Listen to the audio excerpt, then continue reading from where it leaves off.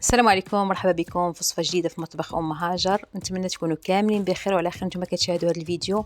اقتراح اليوم غريبية بالكاوكاو، كتجي بنينة بزاف وسهلة واقتصادية وغادي تنجح معكم إن شاء الله من أول تجربة. وكما كتشوفوا كتجي هشيشة بزاف. نتمنى أخواتي ما تبخلوش عليا باللايكات والتعليقات ديالكم. نبداو على بركة الله.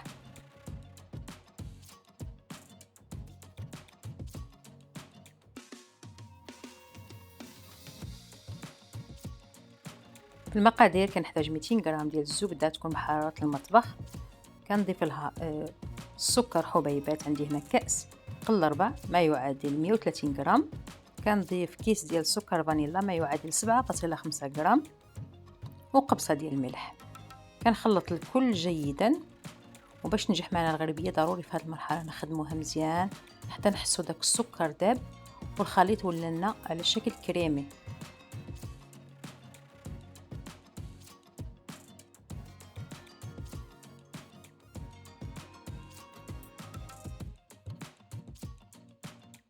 كنزيد كاس قل ربع نتاع الزيت النباتية او زيت المائدة، وكنخلط مزيان حتى ينسجم داك الزيت مع المقادير الاخرى. وكنضيف كاس ديال الكاوكاو اللي سبق لي حمرته في الفران وهرمشته، كاس ونصف. كاس اللي عبرت به هو كاس ديال العنبه.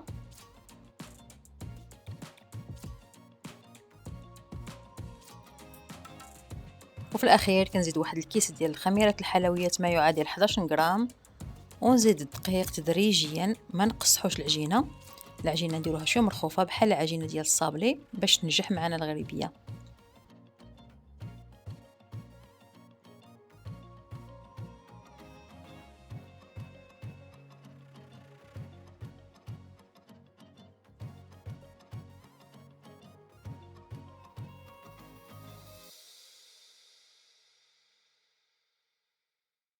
هذا هو القوام تاع العجين، كيكون رطب. كنديروا كريات، والحجم ديال الكريات على حسب شنو حبيتو نتوما. كاين تقدروا ديروه على شكل متوسط كما درت انا، ولا ديروه اكبر من هكا. كنديروهم في سكر كلاصي سبيسيال، ضروري نديرو سكر كلاصي اللي كيكون سبيسيال ماشي داك العادي. وكندير واحد اللوز ولا كاوكاو اللي كاين كنديرو في الوسط. وكما كتشوفوا اين فوا درت اللوزه تشققت لنا الحبه. هنا تعرفوا بان العجين ناجح 100%. من نكمل العجين كامل اللي عندي كنديرو في اللاطه اللي كتدخل الفرن يكون ساخن على 180 درجه.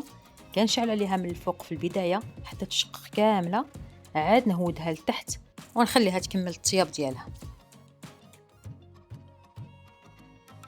هذه هي الغريبيه ديالنا كما شفتوا، سهله واقتصاديه وسريعه التحضير. وواخا تكوني مبتدئه غادي تنجح معاك ان شاء الله من اول تجربه. نتمنى يعجبكم الفيديو ديال اليوم. نقول لكم دمتم في رعاية الله وحفظه. مع السلامة.